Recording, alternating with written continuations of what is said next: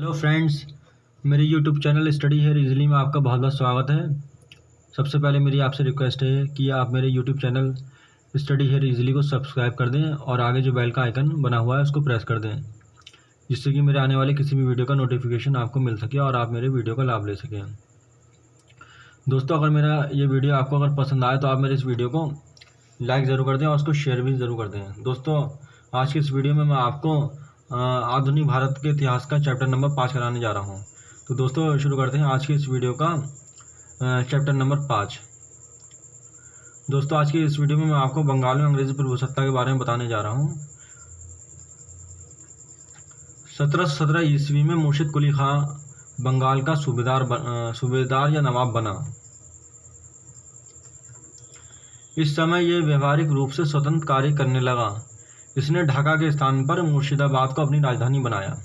तो दोस्तों, प्रश्न ये आता है कि ढाका के स्थान पर मुर्शिदाबाद को अपनी राजधानी किसने बनाया? तो मुर्शिद कुली खां ने जो है सन 1717 ईस्वी में ढाका के स्थान पर मुर्शिदाबाद को अपनी राजधानी बनाया था। यह बंगाल का पहला नवाब था जिसने अंग्रेजों द्वारा दस्तक अधिकार का दुरुपयोग किया।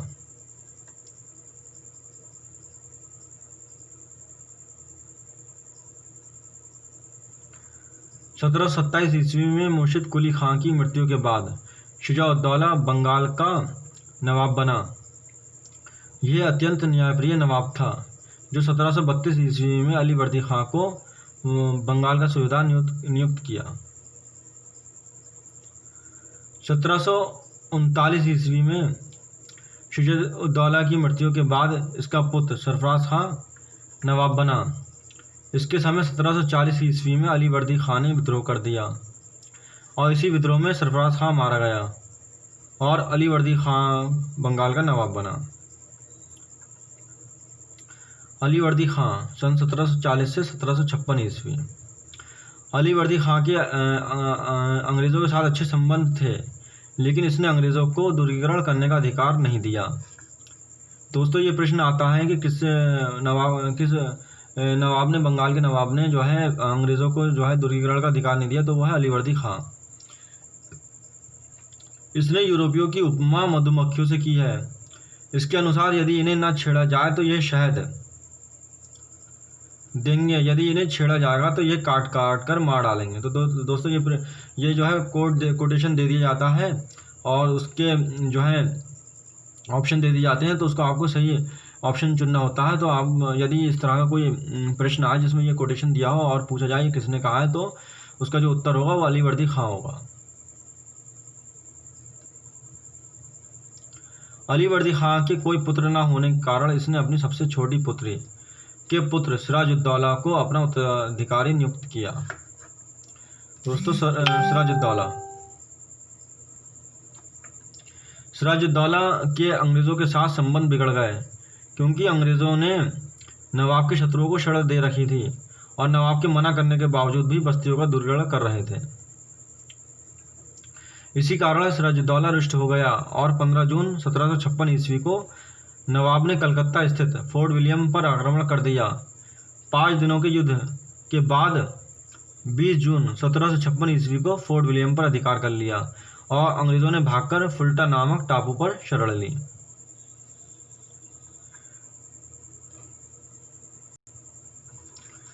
काल कोठरी की घटना 20 जून 1756 ईस्वी।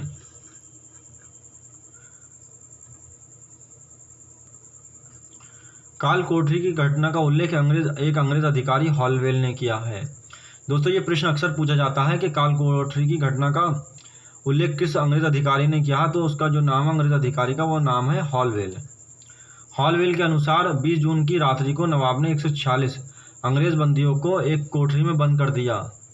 इसमें दूसरे दिन 123 अंग्रेज़ों की मृत्यु हो गई और हॉलवेल सहित 23 अंग्रेज जीवित रहे। संभवतः यह हॉलवेल की मनगढ़ंत घटना है, क्योंकि इसकी पुष्टि अन्य स्रोतों से नहीं मिलती। इसके बाद सिराजुद्दौला अपनी राजधानी मुर्शिदाबाद चला गया। फोर्ट विलियम पर नवाब की खबर सुनकर क्लाइव और वाटसन मद्रास से अपनी सेना के साथ कलकत्ता पहुंचे और कलकत्ता के किलेदार मानिकचंद से फोर्ट विलियम प्राप्त कर लिया। क्लाइव का नवाब के विरुद्ध षड्यंत्र। नवाब सिराजुद्दौला के प्रमुख अधिकारी उससे असंतुष्ट थे। इसका लाभ उठाकर क्लाइव ने नवाब के विरुद्ध एक षड्यंत्र रचा। इस षड्यंत्र में नवाब के मुख्य सेनापति मीर जाफर, दीवान रायदुल्लभ और एक सैनिक अधिकारी यार लतीफ तथा बंगाल का एक व्यापारी जगत सेठ सम्मिलित थे। दोस्तों, अक्सर ये प्रश्न पूछा जाता है कि मीर जाफर के विरुद्ध अंग्रेज़ों का साथ किन किन लोगों ने दिया है और किन लोगों ने षड्यंत्र किया। तो उसमें जो उसका जो मुख्य सेनापति मीर जाफर था वो दीवान रायदुल्लभ, एक सैनिक अधिकारी यार लतीफ और बंगाल का एक व्यापारी जगत सेठ, ये लोग सब सम्मिलित थे। इस षड्यंत्र में ये योजना बनी कि क्लाइव अपनी सेना के साथ पहुंचेगा और नवाब के साथ युद्ध करेगा और इस युद्ध में मीर जाफर नवाब को धोखा देगा और बदले में मीर जाफर को नवाब बना दिया जाएगा और कंपनी को 24 परगना जिले की दीवानी प्राप्त होगी। इसका परिणाम प्लासी का युद्ध हुआ। प्लासी का युद्ध 23 जून 1757 ईस्वी। प्लासी भागीरथी नदी के तट पर स्थित है। यह युद्ध क्लाइव के नेतृत्व वाली एक छोटी सी अंग्रेजी सेना और नवाब सिराजुद्दौला की 50,000 की सेना के बीच हुआ।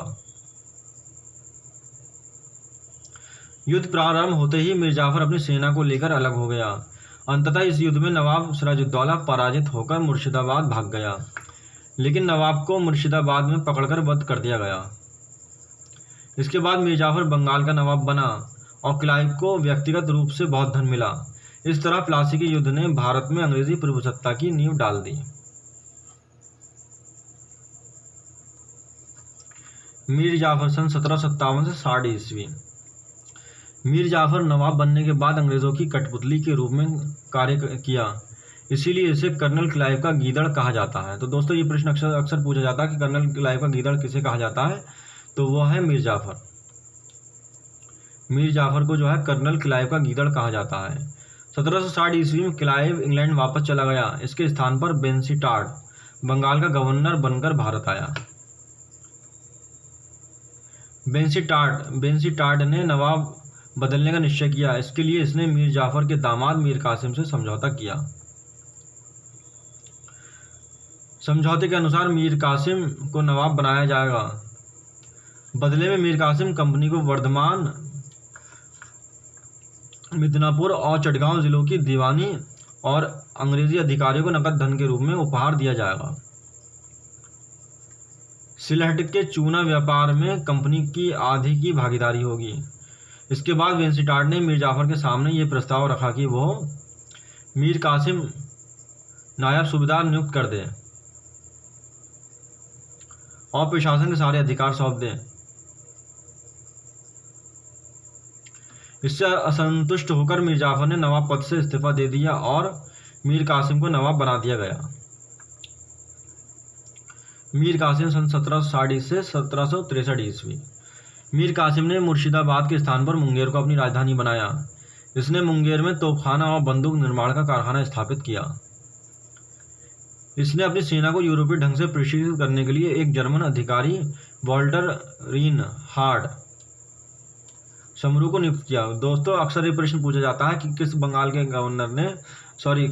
नवाब ने अपनी सेना को यूरोपीय ढंग से प्रशिक्षित किया, तो वह है मीर कासिम। और इसने जो है एक जर्मन अधिकारी वॉल्टर रीनहार्ड को इस कार्य के लिए नियुक्त किया। 1763 ईस्वी में मीर कासिम ने संपूर्ण बंगाल को व्यापार कर से मुक्त कर दिया। इस घटना से अंग्रेज आग बबूला हो गए और अंग्रेजों ने मीर जाफर को पुनः नवाब घोषित कर मीर कासिम के विरुद्ध युद्ध छेड़ दिया। बक्सर का युद्ध 23 अक्टूबर 1764 ईस्वी। मीर कासिम अंग्रेजों से परास्त होकर सिराजुद्दौला के पास पहुंचा। इस समय वहां मुगल सम्राट शाह आलम द्वितीय भी उपस्थित थे। इन तीनों ने अंग्रेजों के विरुद्ध संयुक्त मोर्चे का निर्माण किया और तीनों अपनी सेना लेकर बक्सर पहुंचे और अंग्रेजों से युद्ध किया। अंग्रेजी सेना का नेतृत्व हेक्टर मुन्नो ने किया। तो दोस्तों, अक्सर ये प्रश्न पूछा जाता है कि बक्सर के युद्ध में अंग्रेजी सेना का नेतृत्व किसने किया, तो वो हेक्टर मुन्नो ने किया था।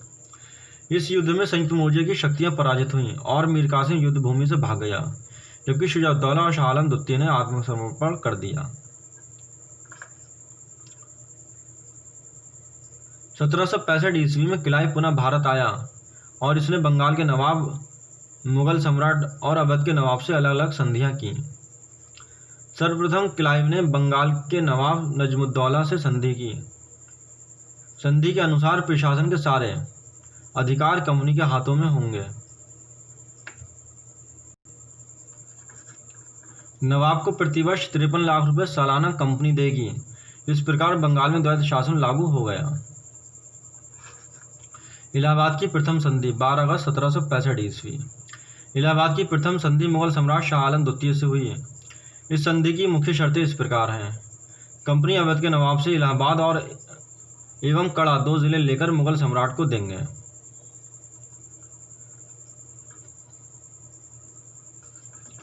कंपनी मुगल सम्राट को 26 लाख रुपए पेंशन के रूप में देगी। मुगल सम्राट बंगाल, बिहार व उड़ीसा की दीवानी कंपनी को प्रदान करेगा।